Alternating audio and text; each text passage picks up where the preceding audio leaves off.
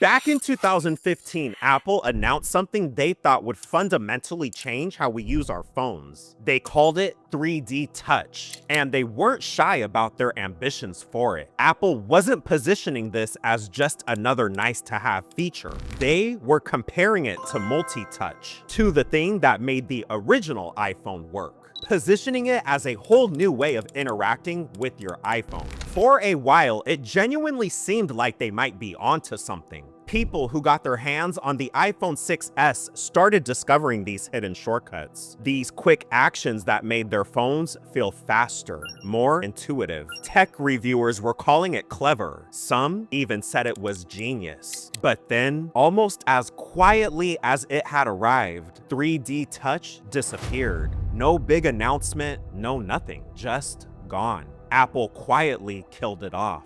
So what really happened that made Apple discontinue a feature they once called revolutionary? Before we talk about why it failed, we need to understand what it actually did. And this is where things get interesting, because 3D Touch was genuinely clever from an engineering standpoint. Unlike regular touchscreens that only know where you're touching, this one could tell how hard you were pressing. Think about that for a second. Your phone could now sense pressure, not just location. That's a whole new dimension of input. Apple built a feature called Peek and Pop around that capability. You would press lightly on something, maybe an email in your inbox or a link in a message, and you'd get this little preview window, just a peek.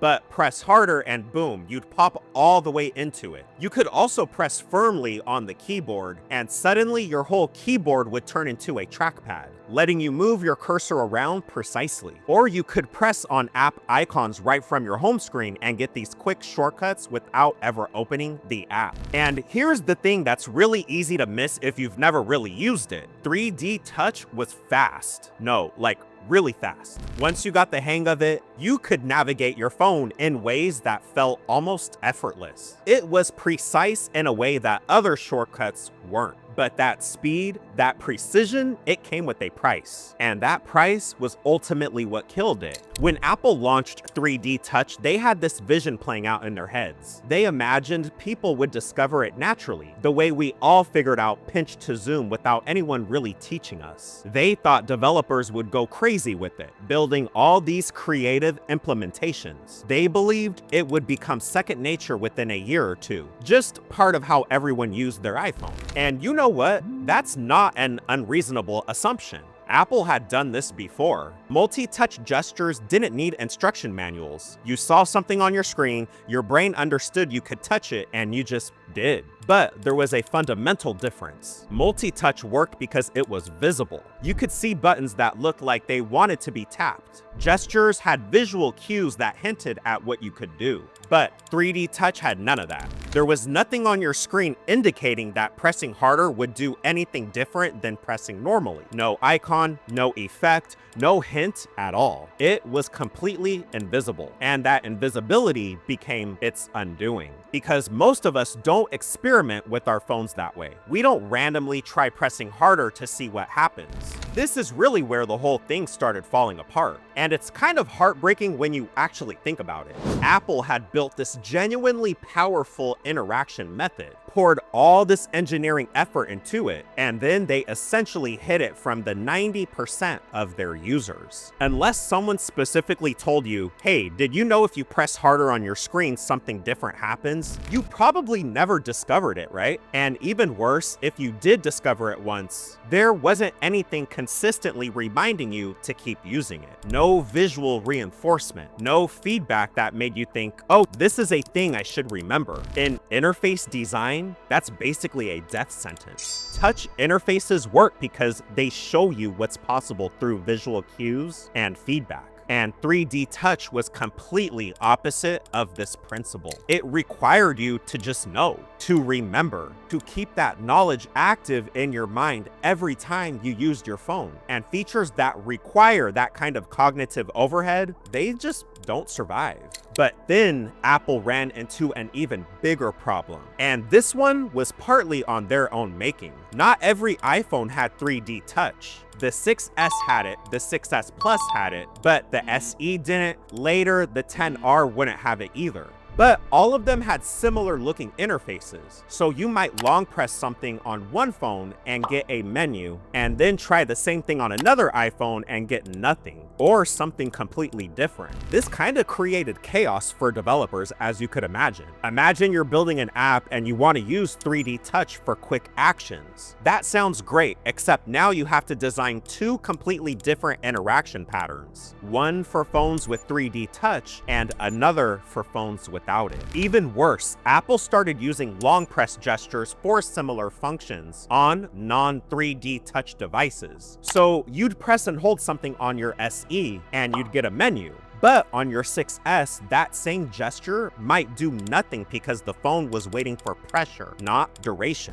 So users couldn't develop any confidence about what would happen when they pressed their screen in a certain way. And in user experience design, consistency is everything. Once people start feeling uncertain about whether something will work, they stop trying it. And once they stop trying it, the feature might as well not exist. Meanwhile, there's this whole other dimension about the story that was happening behind the scenes. 3D Touch wasn't just a software feature, it required actual hardware. Apple had to layer these tiny sensors underneath the display that could detect minute amounts of pressure. The engineering was genuinely impressive, but it came with cost. The screens got slightly thicker because of that sensor layer. They became more fragile, more expensive to manufacture, harder to repair when they broke.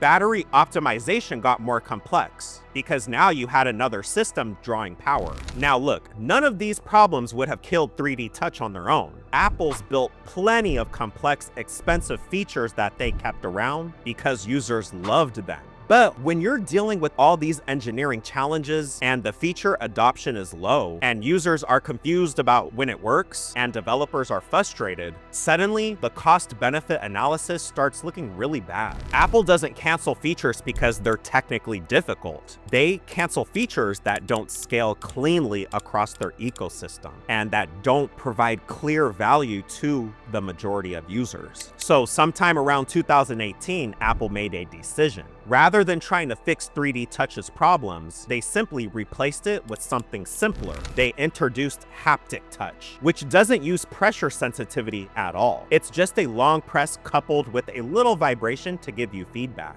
Was it as powerful as 3D Touch? Absolutely not. It was slower because you had to wait for the long press to register. It was less precise, but it had one huge advantage. It worked exactly the same way on every single iPhone. The SE, the XR, the 11, the 12. Every device could do Haptic Touch because it didn't require special hardware. Apple never really came out and said we failed with 3D Touch. They just framed Haptic Touch as simplification, as streamlining the user experience. When you look at the whole picture, 3D Touch didn't fail because the technology itself was bad. The engineering was solid. The concept was crystal clear, and the people who used it regularly genuinely loved it. It failed because it broke one of Apple's most fundamental design principles. Good features shouldn't require a manual. 3D Touch was invisible to most users. It was inconsistent across devices. It had no built-in reinforcement to keep people using it. The reality is that great ideas don't survive just because they're great. They survive because people actually understand them and integrate them into their daily routines. And for most iPhone users, 3D Touch never reached that level of understanding. When you look at iOS today, you can see how much this experience shaped Apple's design philosophy. Modern iOS prioritizes being obvious over being powerful. It favors actions you can immediately understand over hidden depth that requires discovery. That shift didn't happen by accident. It came directly from the lessons of the 3D Touch. Apple learned something crucial. People don't want to hunt for features. They want features to make themselves obvious. 3D Touch asked users to learn something new, to discover something hidden, to remember to use something they couldn't even see. That was asking too much, even for a company like Apple. So the next time you long press something on your iPhone and feel that little haptic buzz, you're experiencing a slightly lower version of something much much more ambitious, something that had genuine potential, but ultimately couldn't overcome its own complexity. Thanks for watching. If this story resonated with you, or if you were one of those people who actually loved 3D Touch and you miss it, let me know in the comments, because I would love to hear your thoughts. And if you want more stories like this, stories behind the tech we use every day, hit that subscribe button and give this video a like.